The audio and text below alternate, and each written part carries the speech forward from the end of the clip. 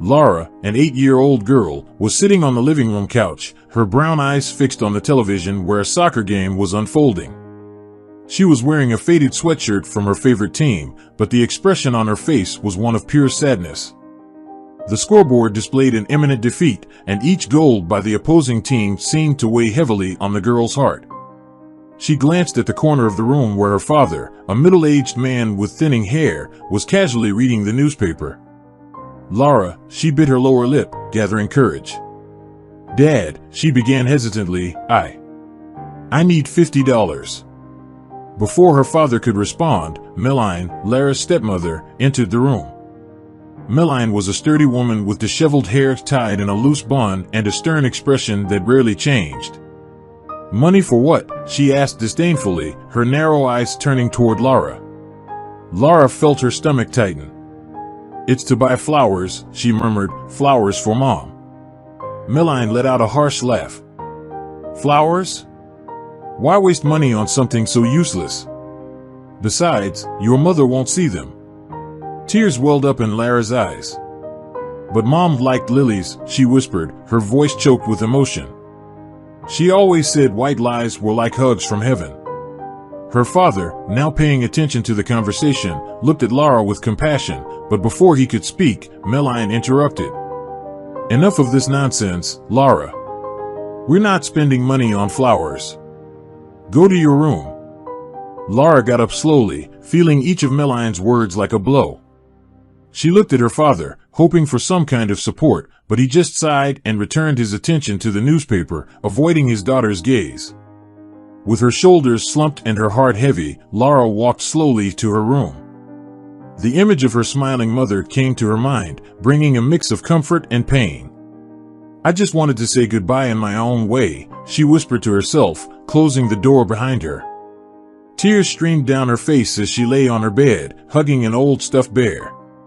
"I miss you so much, Mom," she cried softly, the sound of the soccer game now a distant murmur in the background. Dejected, Lara leaned back on her bed, looking up at the ceiling of her small room. Madeline's rejection and her father's silence still echoed in her mind, but now a wave of longing washed over her heart, bringing memories of her biological mother. Her mother was the opposite of Meline, a woman with a warm smile and hugs that felt like a cozy blanket on cold nights.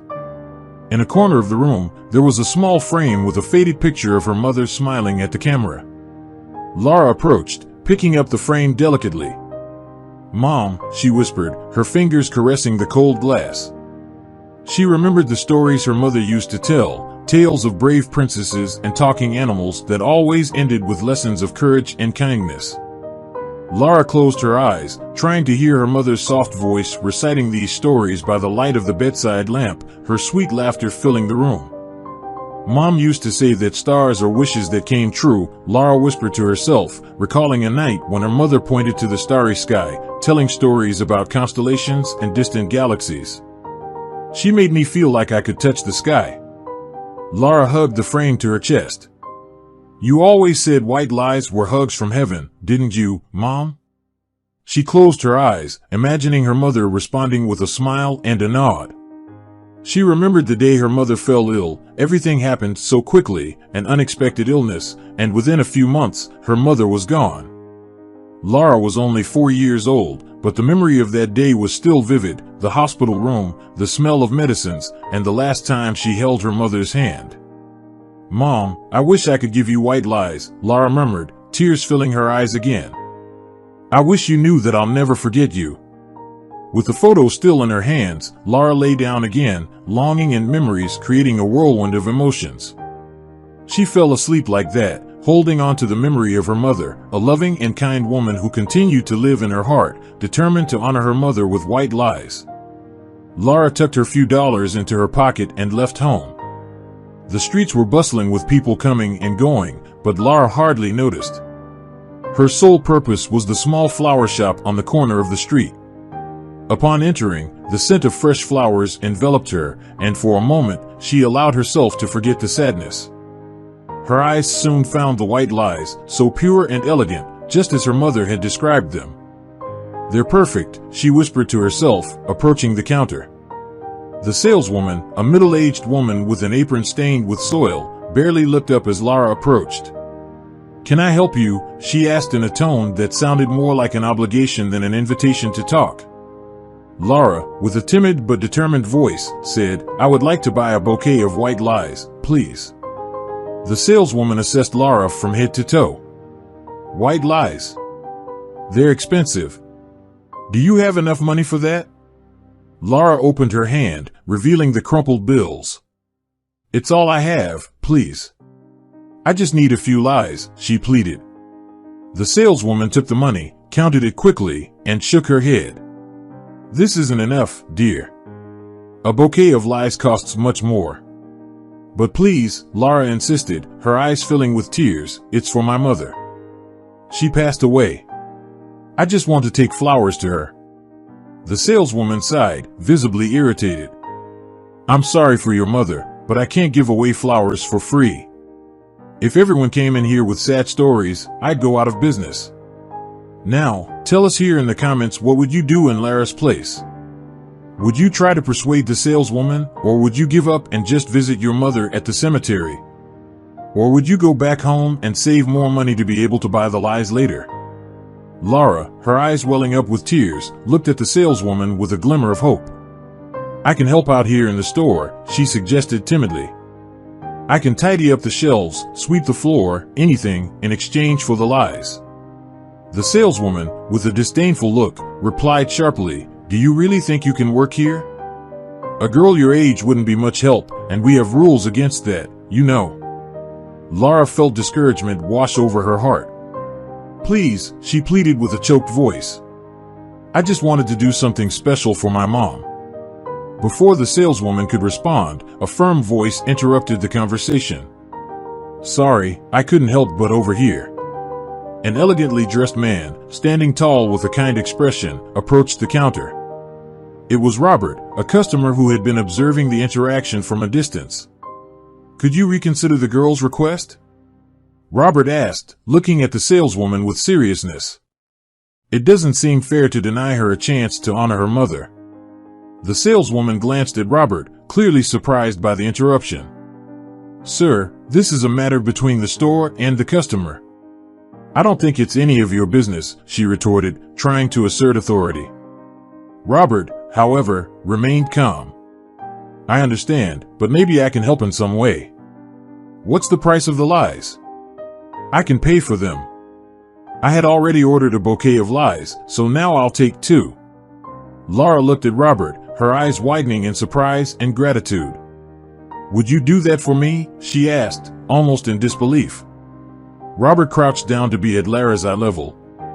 "Of course," he said with a gentle smile. "I lost my parents when I was young. I know what it's like to want to do something in their memory. Let's pick out the lies together." The saleswoman, realizing she had no other choice, sighed and reluctantly agreed. "All right, sir, you can pay for the lies." Lara, with tears of joy now mixed with sadness, looked at Robert with admiration. "Thank you so much, sir," she said sincerely. "My mom would have loved the lies." Together, Lara and Robert carefully selected the most beautiful lilies, and as they did so, a conversation unfolded between them, marking the beginning of an unexpected and meaningful connection. Robert, observing the determination and sadness in Lara's eyes, felt a wave of compassion for her. As the saleswoman carefully wrapped the bouquet of white lies, Lara then held the bouquet with care, as if it were a treasure. "My mother loved white lies," she said softly. "She used to say they were like hugs from heaven." Robert paid for the flowers, and the two of them headed to the cemetery. As they walked slowly out of the flower shop, Robert began to share more about his life with Lara. "When I was a child, my parents died in a tragic car accident," he began, his voice taking on a distant tone. "I was sent to an orphanage because there was no one else to care for me." Lara, holding the white lies delicately, looked at him with understanding. "It must have been very difficult," she said gently. "Yes, it was," Robert agreed, "but it was there that I met a girl." A sad smile appeared on his face. "She was a few years older than me and had a way of seeing life that was unlike anything I had ever known. She taught me to laugh again, to dream. Quickly, we became inseparable friends. She was like a light in your life, Lara asked, curious. Exactly, Robert replied. She was my light. And as we grew older, that feeling deepened into something more, love, I suppose you could say. Lara nodded, understanding. And did you plan to be together? Yes, when I turned 18, I received news I never expected. My grandfather, whom I didn't even know, had passed away and left his successful company to me. Suddenly, I went from a penniless orphan to the heir of a business empire. That must have changed everything, Lara commented. It did. And drastically. Me and her began to plan our future. We imagined the life we could have together, a home, a family. I wanted to give her everything she never had in the orphanage.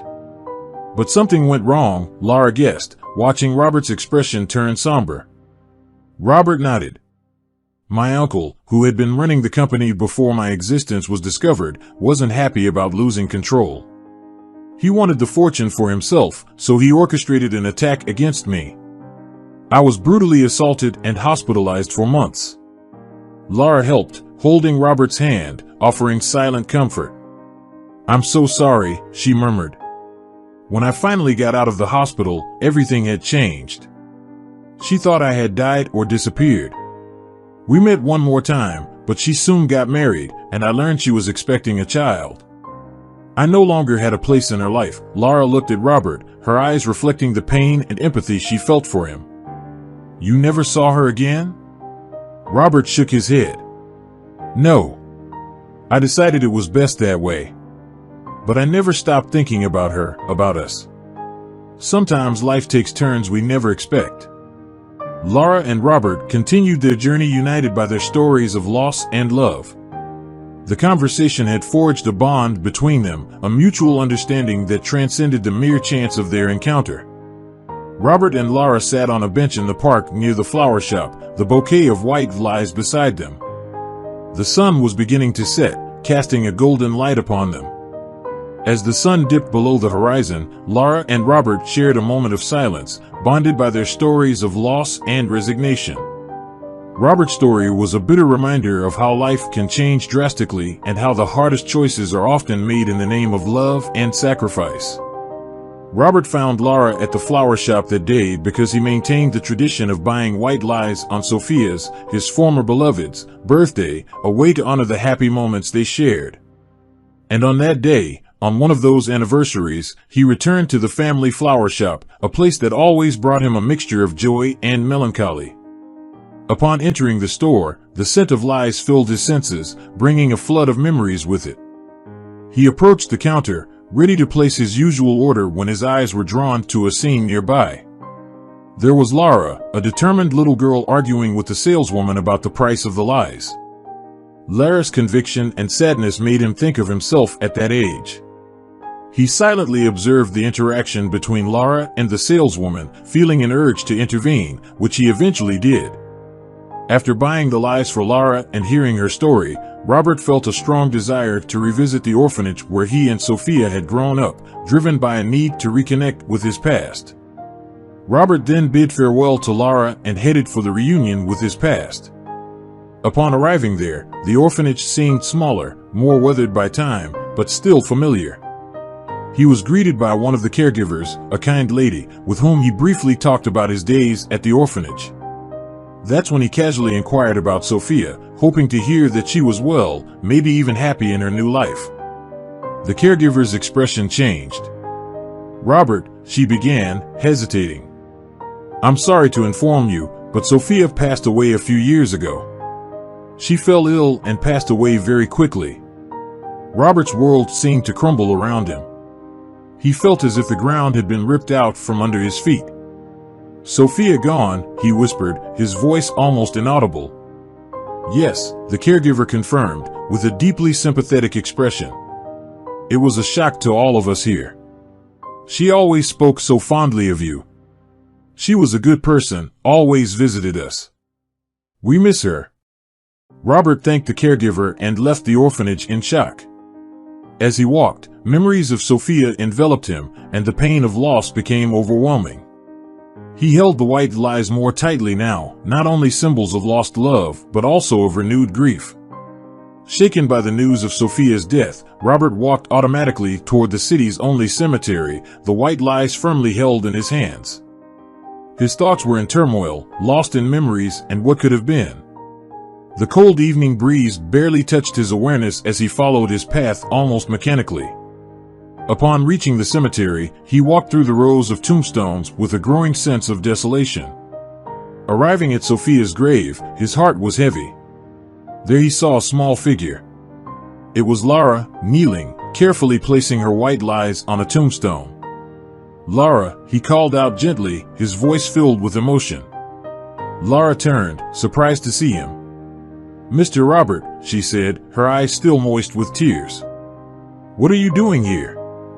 "I came to bring flowers for someone very special," he replied, looking at the tombstone, his eyes focused on the name engraved on the stone, Sophia. Lara followed his gaze and, upon realizing his expression, said softly, "This is my mother, Sophia's grave." Robert felt as if time had stopped. "Your mother?" he repeated, a wave of understanding mixed with disbelief washing over him. "Lara, your last name is?" "Lara Armstrong," she replied, observing the change in Robert's expression. "Armstrong, that was Sophia's last name," Robert murmured, his mind racing to piece things together. "Lara, that means you are?" "Yes," Lara said, a fresh wave of sadness in her voice. "I am Sophia's daughter." Robert looked at Lara, now realizing the resemblance not only in appearance, but also in the strength and determination she displayed. "This means you are?" "Yes," Lara said. "Your daughter," Robert said, his voice trembling with the magnitude of the realization. Lara looked at him, a mixture of surprise and curiosity in her eyes. "Did you know my mother?" Robert nodded, tears welling up in his eyes. "Yes, I knew her. I loved her. She was everything to me. She was the girl I met at the orphanage, the one I told you about earlier. She was my great love." Robert continued, "Remember when I mentioned that I met your mother before she got married and soon after she became pregnant? Then she called me saying that the child she was expecting was mine, but she was already married and wanted nothing to do with me, and she disappeared. I tried so hard to find her, but the business took up so much of my time, and I never looked for her again." Together, father and daughter, united by an unexpected discovery, shared a moment of intense emotion by Sophia's grave. Sophia's memories, though painful now, served as a bridge between them, bringing them together in a way they could have never imagined. After the surprising revelation at the cemetery, Robert and Lara began to weave the threads of a new relationship, a father-daughter connection forged by the memory of Sophia and the unexpected twists of fate. Robert got in touch with Sophia's ex-husband, Lara's adoptive father, and told him the whole story. Meline, Lara's stepmother, was so relieved by the new discovery as it was one less burden in her life. At least now she didn't have to deal with her husband's daughter from a previous marriage anymore. Soon, Robert took Lara to live with him and initiated legal proceedings to obtain full custody, including a DNA test to confirm his paternity. The path ahead was not simple, filled with discoveries and adjustments, but both were determined to build something meaningful together. In the days that followed, Robert introduced Lara to his life. He showed her old photographs, told stories of his youth with Sophia, and together, they visited places that had been special to Sophia. Lara, in turn, shared her own memories and moments with her mother, enriching the tapestry of their shared past. "You have her smile," Robert said one afternoon while flipping through a photo album. "And that determination. Sophia was always like that, tireless." Lara smiled, holding a photograph of her mother. "I always wanted to be as strong as her. Now, knowing that you are also a part of my story, I feel like I understand more about who I am." Together, they established new traditions. One of them was the annual visit to Sophia's grave. Every year on her birthday, they would pick the most beautiful white lies, Sophia's favorites, and take them to the cemetery. "I used to come here alone," Lara said during one of these visits, "but now, being here with you, it's like she's still with us in some way." Robert put his arm around her shoulders. She is, in a way, through us. And as long as we remember her, she'll never truly be far away. Together, they knelt and placed the lies on the gravestone. They stood in silence for a moment, lost in their thoughts and memories. "Thank you, Dad," Lara said softly, looking at Robert. "For everything." Robert smiled, his eyes glistening with unshed tears. "No, my dear. I should be thanking you. You've brought light into my life in a way I never imagined possible." And so, year after year, Robert and Lara continued to honor Sophia, keeping the memory of the extraordinary woman who had brought them together alive. Each visit to the grave, each white lily placed with love, was a testament to the strength of family bonds and the unexpected power of destiny. Thank you for joining us today on Deep Stories.